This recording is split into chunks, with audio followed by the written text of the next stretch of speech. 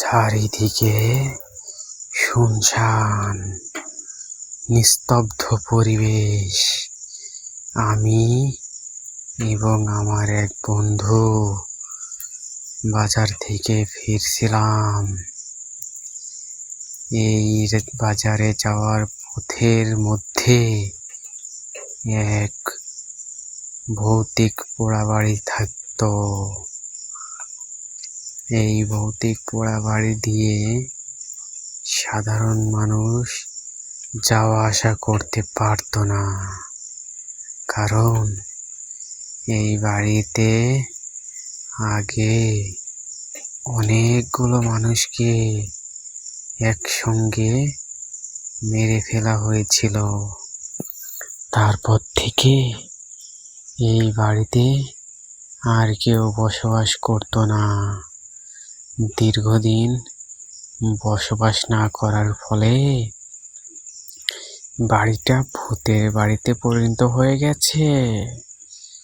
এখন দিনের বেলায় ওই দিক থেকে গেলে সবাই ভয় পায়, কেউ তো একা যেতেই পারে না। যখনই কেউ এই রাস্তা দিয়ে যায়, সাথে 2 থেকে 3 জন নিয়ে পার হয় এই ভৌতিক বাড়ি। সেটা দিনের বেলায় হোক বা রাতেই হোক। রাতে হলে তো কমপক্ষে 10 জন ছাড়া এই বাড়ি অতিক্রম করা যায় না, কারণ ভূতেরা এত পরিমাণ ভয়ঙ্কর যে 2-1 জন ওদের কাছে কোনো ব্যাপারই না। 2-1 জন হলে তারা অজ্ঞান হয়ে পড়ে যাবে। ভূতেরা জানে রাতে এদিক থেকে সচরাচর কেউ যা আসা করে না। যদি কেউ যায় তাহলে তাকে আর নিস্তার নাই, তাকে তো মরতেই হবে এই ভূতেদের খপ্পরে পড়ে। আমি এবং আমার বন্ধু চিন্তা করলাম, কি করব এখন? এই ভৌতিক বাড়ি পার হওয়া তো আমাদের দুজনের পক্ষে সম্ভব নয়।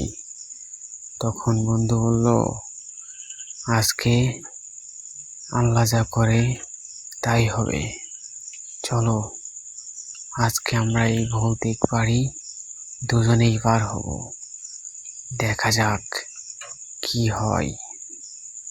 তখন সৎ সাহস এবং বুদ্ধিদীপ্ত মন মানসিকতা নিয়ে 2 জন বাজার থেকে সাইকেলে করে টুকটুক টুকটুক করে আসছিলাম। ইতিমধ্যে সাইকেল কিন্তু ঠিকঠাক ছিল। আমরা একটু দূরে এসে বললাম, আল্লাহ যেন সাইকেলের চেন বা সাইকেলের জন্য কোনো রকমের সমস্যা না হয় ওই ভৌতিক বাড়ির ওখানে। কিন্তু ভৌতিক বাড়ির একটু আগে থেকে সাইকেল জোরে চালানো শুরু করেছি, কিন্তু ঘটনা তো ঘটেই গেল। যখনই ভৌতিক বাড়ির এখানে আসলাম, তখনই সাইকেলের চেন পড়ে যায়। আর এই চেন উঠাতে গিয়ে আমি সাইকেল দাঁড় করানোর সাথে সাথে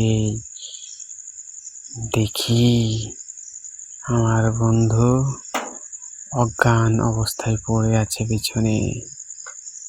আমি ভাবলাম, ঘটনা কি বন্ধুর সাথে ঘটেই গেছে।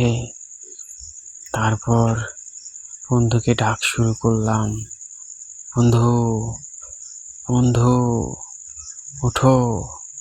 কিন্তু সে কিছুতেই উঠল না, কারণ সে তো আর সজ্ঞানী নাই।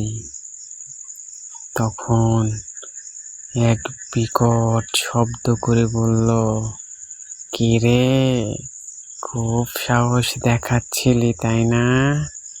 তোর সাহস কোথায় গেল? আজকে তোদের কে বাঁচাবে? তখন আমি ভাবলাম, আমি হতাশ হব না। এদের হাত থেকে তো আমাকে বাঁচতেই হবে এবং বন্ধুকেও বাঁচাতে হবে। যাই হোক, জীবন হয় যাবে, নাই আসবে, যে কোনো ব্যবস্থা একটা করতেই হবে। তখন ভাবলাম, কিছু একটা প্ল্যান করে দেখি কাজে দেয় কিনা। তখন আমি বললাম, আরে কে শব্দ করছে এমন বিকট করে? সামনে আয় দেখি। কে তুই? কে? দেখি, সামনে আয়। তখন ভূত বলল, কি রে, আমার শব্দ শুনে তুই ভয় পাস না? তোর বন্ধুকে তো আমি অজ্ঞান করে দিয়েছি। তুই কি জীবনের মায়া ত্যাগ করতে চাচ্ছিস? তোকে তো আমি ছাড়বো না। তখন বন্ধু বলল, আরে তোদের মতো ভূত তো আমি আমার পকেটে রাখি সবসময়।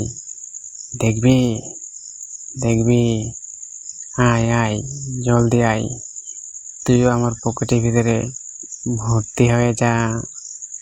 ভূত তখন একটু হাস্যকর ভাবে বলল, হা হা হা হা, তুই আমাকে ভয় দেখাস?